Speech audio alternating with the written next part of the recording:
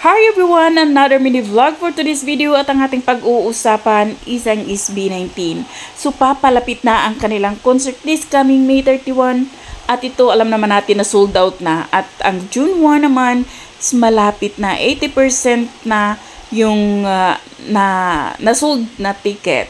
So kunting-kunti na lang sold out na naman yung day 2. So, ano pang hinihintay natin? Pero guys, ito ha, merong magandang komento na naman si OG Diaz sa SB19. Panoorin natin. Speaking of SB19, pansinin mo bakit sila sikat na sikat?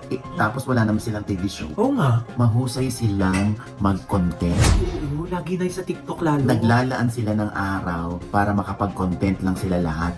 Para may mailagay sila isa-isa sa kanilang mga TikTok account, sa kanilang mga Sockmate account. Solo-solo, minsan grupo sila. So, sa ganyang paraan lang nila na ipo-promote at napaparamdam sa mga 18 o sa mga fans nila ang kanilang existence. Yes. Oo. So, ibig sabihin, hindi kailangan may TV show ka para sumikat ka, para makilala ka.